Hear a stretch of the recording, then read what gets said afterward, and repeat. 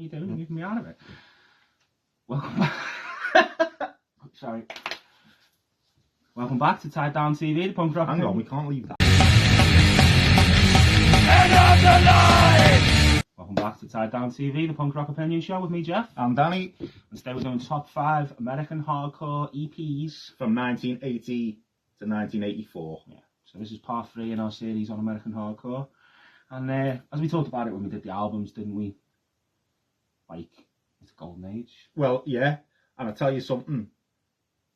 If you've got any of the originals of any of these picks, you're probably sitting on a fucking gold mine. Definitely. Obviously, we do not have the originals. No. We have them on some format or another. Yeah. But these are true fucking golden nuggets of a golden era. You've got the first press of some of these. Actually, though, before we get into it a little bit more, just give a little shout out to somebody who, one of our frequent watchers who communicates with us on Facebook, Spencer. He sent us a couple of 7-inches each here, Tokyo Longs, and Tokyo Longs split with Federal State, and they're really fucking good. So thanks very much for that, Spencer. Yeah, cheers for the care package, Absolutely, Spence. It's amazing. And we've hit a good milestone, haven't we, as well? Yeah, I'd like to thank everyone, because this week we've reached 500 subscribers.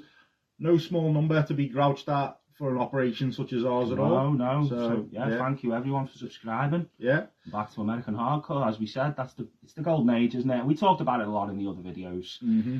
But yeah, some of the best, for me, some of the best stuff ever. Yeah. In not even just in punk or hardcore, just in music fucking came out in that period in America as well. Mm-hmm. So shall I kick things off? Kick things off. My first pick. I'm definitely not going to surprise many people, I don't think.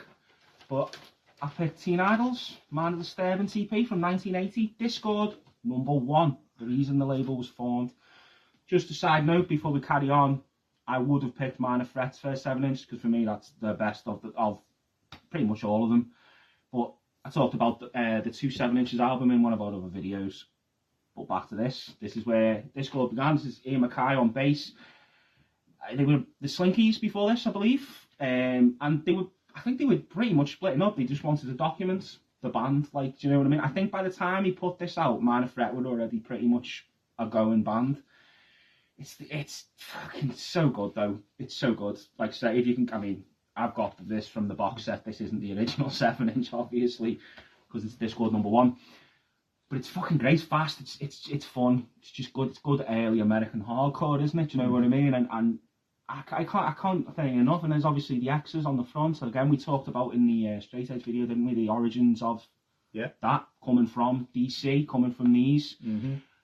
It's class. I mean, a lot of our first run on Discord is so good, and you know, who knows, that might come up again. But for me, this is fucking class. And you know, 1980 is the birth, innit, of American hardcore. Like literally, you know, its earliest incarnation. This is what was happening. Fucking amazing. If you haven't heard them, go and check it out. My first pick, the New York Minor Threat. Maybe not a bit unfair to both bands, but I'm joking. So yeah, The Abused, Loud and Clear from New York.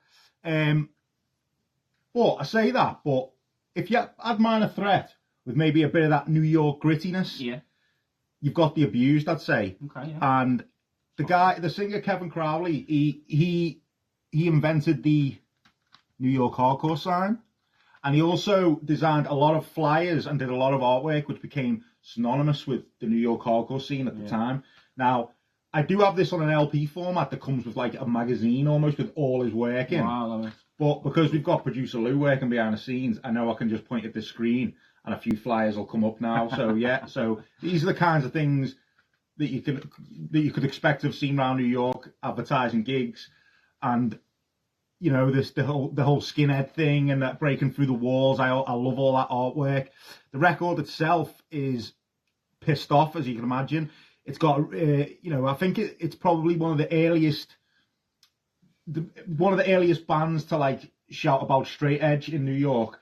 So obviously they probably went on to inspire the likes of Youth for Today's and all that stuff. The tune Good Drug Free Youth obviously is a massive like straight edge anthem that's been covered loads of times. But my favourite on here is Just Another Fool. I can think too, maybe better than you. I got freedom of thought. I'm not just another fool. Amazing. And if you can find the original 7-inch of this, So yeah, 1983, The Abused, loud and clear. Loud and clear, loud and clear, it's clear. Nice. All right, pick number 2 for me. So I've gone, this is a big one for me, a big favourite. I've gone the Dirty Rotten EP by D.R.I. Who am I? D.R.I. 1983. They recorded this, I believe, about 4 months after they actually formed as a band. 22 tunes. Mm-hmm. What, 17 to between 16 17 minutes, something like that. Fucking class.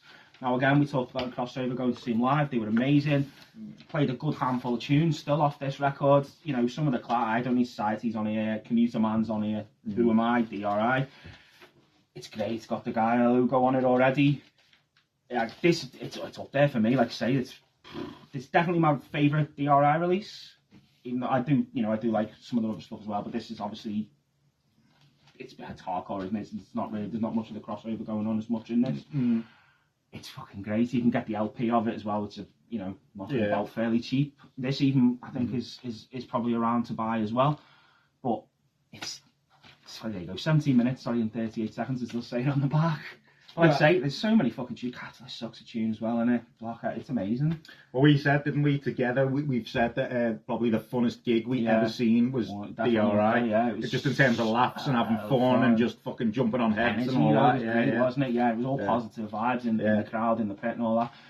It's fucking amazing. Again, like I say, I mean, if you haven't heard D.R.I, go and check them out. You possibly might prefer some of the next couple of albums they brought out, but this is fucking gold for me. American Hardcore, D.R.I, Dirty Rotten EP. Which brings me to my first true or false question for Jeffrey. True or false? Kurt Brecht used to live in a tree.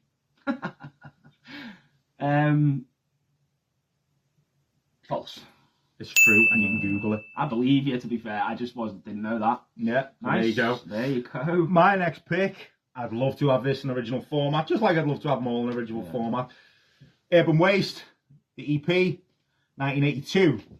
This is the album and the band who Roger Miller claimed got him into hardcore, and it's an interesting claim because if you think about their contemporaries and the band coming out of 87 at the time, these were certainly the most in-your-face sounding band. Obviously, with songs like Police Brutality, Public Opinion, I love that tune. I'm not into punk rock. I'm not into hardcore. Don't try to label me Public Opinion. So yeah, if you take that in mind, that they were much more in your face and much rawer than their contemporaries at the time, and then you can consider what Rogers said there, that they, that this was the record that got him into hardcore. Then you consider United Blood, and you listen to United Blood now, in your face and raw that is. You can definitely see why you would say that. Yeah, 100%. So yeah, this is definitely my second pick, Urban Waste. Well, there you go. Yeah. And funny enough, my third pick is United Blood by Agnostic front Roger Miller, as he just said. Yeah. Was influenced by Set that. you up there, haven't I? You really did. Teed me up nicely. This is about 6.5 minutes, 10 tunes. Fucking class. Out of all punk and hardcore, this and the debut album are two of my favourite releases ever. It's amazing, this. And this is in your face, it's raw, it's sloppy playing at times. It's great, the fucking artwork's great. Skinhead there with his Bad Religion t-shirt on. It's fucking amazing. So good, so good. For me, like I say, it's one of the best. It's a classic seminal New York hardcore release. Yeah. And it speaks for itself, it's legendary. It kind of does, yeah. It's so much is written about this in the debut album, and how influential, how massive it was. Fucking amazing band, and still kicking around now, aren't they? Obviously, still out there doing it, shredding live. But if you've not heard this, I'd recommend it. Highly recommend it. Everyone's heard that, Geoff. I was joking. If you're watching this, you've probably already heard this a number of times. But this is, like I say, it's one of my favourite releases in all of punk and hardcore in general. And this is definitely responsible for getting me into a lot more hardcore when I first heard that early Agnostic front stuff. So yeah. Definitely go and fucking pick that up. Well, I'm gonna make a statement while picking this one, which is kind of funny considering the name of the band, isn't it? I'm listening. Right. Okay. So, God bless Guac and Roll in Liverpool for a few reasons. One, it gives me heaven and hell vibes. Yeah. I've said that. It's like Hawks back to heaven and hell. In fact, I told Cy Kelly the other day, it reminds me of like diet heaven and hell. Like, it's like heaven and hell mini. Yeah. So I love it for that reason. 2, you get the best vegan burrito you've ever tasted. 3, you'll get amazing gigs on monthly. And 4, occasionally you will find in their little selection of records absolute gems that you've never heard before, like this. State, No Illusions. Now, this is obviously very overlooked, this is, and I was going through the records there probably about 3-4 months ago, and I'd never heard this. And, you know, a few people whose opinion I trust, older people, were like, you need to hear that, you need to hear that, yeah. And I got it home, and I could not believe it. These are from Ann Arbor, Michigan, and this is unbelievably good. Like I say, I'd never even I'd read about the band in books, do you know what I mean, in like hardcore history books and stuff. I'd never ever listened to any of their stuff. I'd never seen this. I think it's only just been repressed. Yeah. It's been repressed on Havoc, which is obviously an amazing label. But it's also produced by Ron Asheton from the Stooges, which is, you know, crazy, isn't it? But yeah, it's honestly, it's so fucking good. There's a tune on it called Attention, which is like an anti-war song, and it's like, it's almost like the way they put it across, like Uncle Sam, you know, addressing a bunch of soldiers. Do you know what I mean? And they're like, "Do you have a heart? No, sir. Do you have a gun? Yes, sir. Will you kill a kid? Yes, sir. Will," and all that. And it's real anti-war kind of done. Very clever use of like a gang chant, and very, very clever song. And the whole EP is great, but for me, that's the pièce de la résistance on there. Do you know what I mean? That's a really fucking good tune. So if you're going to listen to anything I recommend today, just listen to the song Attention by State off the No Illusions No Illusions EP. It's great. And yeah, it was that day I was out with you, we were record shop, we went in and you picked that up in Guac and Roll, and you messaged me after we got home and said, you need to get on this. So I did order a copy myself, and it is fucking great. Right, pick number 4, I've gone MDC, Multi-Death Corporations. Again, I've talked about this band before. Very important band for me. Fucking amazing as well, especially early doors. The first album and this EP. This came out in '83 on Crass Records. Look at that fucking artwork though. How fucking good is that? It's amazing, isn't it? Yeah. It's proper and iconic. I remember seeing that on a t-shirt before I'd heard the EP, and I had someone had given me a badge of the, you know, the Klansman, half cop shooting a gun thing, and I wanted to know who that band was, obviously, but I remember seeing someone anyway with a t-shirt of that, and I thought, well, that's fucking cool. And then got the CD with it on, fucking amazing, 4 tunes, title track, obviously, it's fucking great, but Selfish Shit is amazing, it's fucking brilliant. Side note, actually, I remember buying this, now, it was at 1 or 2 places. It could possibly have been at Heaven and Hell, but I'm pretty sure. I remember when Wolf Clan played in New Brighton. Was it the Salem Boat Club? That place, yeah. And they had a distro. I'm sure it was there, and it was one of them anyway. That's where I picked this copy of that up. So whenever that was, I've had that this long. It's just great. The fucking riffs on it are cool. Drumming's amazing. Like I say, it's 4 songs. The artwork's class. Like I say, it's Crash Records, so it, you know, it all folds out and stuff. It's amazing. You get all the lyrics. They to the singer. If you don't know much about them, obviously, you know, you can look it all up on the internet. But he's a good, cool dude, and he's hard on his political views, whether that's your vibe or not. But they're fucking amazing bands. Definitely go and check it out. Mine, I've saved what I consider the 2 best for last, even though they're all fucking gold, obviously. And I've also got a bit of a distro story. So my next pick is Thou Shall Not Kill by Antidote. Back to New York, obviously, for me. So 2004, Star Garter, Manchester.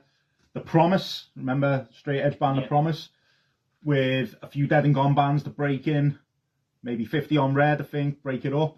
Some of them bands. There was a fucking distro there. Amazing. So 2004, it was a massive distro. And I remember it being 2004 because I remember this had just come out at the time as a repress, right? And it says there 2004.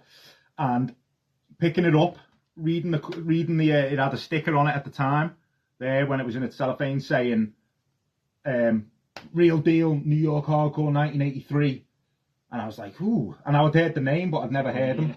And I knew where I'd heard the name, and that is because at the time I had a Shark Attack record, and they covered, I think, Foreign Job Lot on the record. So that's how I knew of Antidote before then was that the Shark Attack had done a cover of one of their tunes. So I buy it, I get it home, I listen to it, and I stick it on, and it says on the sticker 1983. I'm sitting there, put it on, playing it, drop my jaws on the floor, but I'm thinking, 1983? Do you know what I mean? I'm thinking, that can't be right. So I had to look at the sticker again. I was like, fucking 1983. This, I think, sounds so ahead of its time for the year it came out.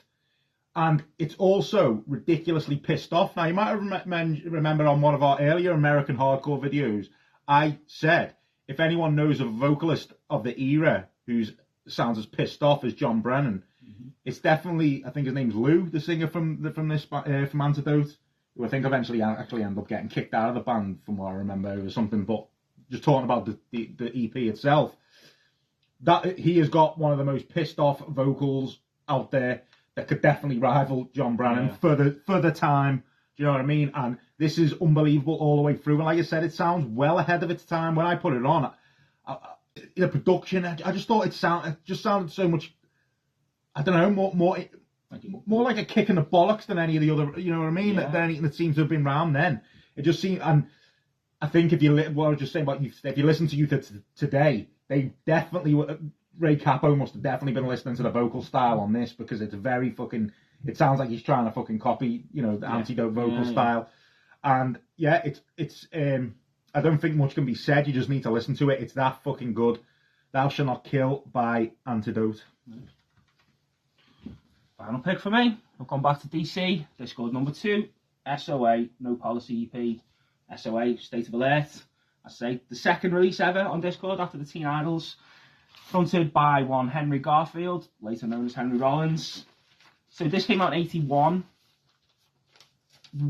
Like, he was in Black Flag by the end of 1981. Like within a year of this coming out, he was on tour with Black Flag, and possibly even, didn't Damage come out in 81? So he'd already recorded with them by the time this was released. And I think much again, like, it possibly was recorded to document it, because they were splitting up. I think it's so fucking good. This is like that is good. Perfect. In my opinion, on the what's called Discard EP4 EP thing. It's my favorite. It's my favorite one of it. I agree. Yeah, it's one of my all-time favorites, and I do feel like it's maybe a little bit undersung and underrated. Well, we did have a little bit of a scrap about who was going to pick that, didn't we? Did, so, But as I say, I feel like it's a little bit underrated. I know a lot of people love it. It's known because of who sings for them as well, and the label it's on, but it's undersung, I think, because of what he did in Black Flag. What he did in Black Flag, but also you think about the fact that like Minor Threat came out just after this, and the other stuff that probably overshadowed it a bit. These were already done, and he moved on to Black Flag, who obviously went on fucking huge and whatnot. But like I say, it's perfect, absolutely perfect. I can't say it enough. There's so many fucking tunes. Every tune actually is amazing. First one, Side B, Warzone's probably my favourite though. But if you've not heard this, fucking go and have a listen. It's on all the streamers. You can get the 4EP vinyl with this, Minor Threat, Government Issue, and Youth Brigade on it as well, which are all fucking great. This, out of them all, it's United Blood, all this are my favourites. Like, but as much as I love all the EPs I've picked, this is fucking so good. I think I return to this quite a lot, to be fair. When I'm just in the mood for something short, sharp, something like I say, it's a perfect hardcore EP, perfect 7-inch, doesn't have States Welcome, every tune's great, it's raw, fucking amazing. Which brings me to my second true or false question on the old tied down lobby card here. Let's go. Right. True or false? In his physical prime, the weight in musical equipment Henry Rollins could carry is equivalent to a sparrow carrying an acoustic guitar. False. You're right, it is false. It's actually a robin. Oh.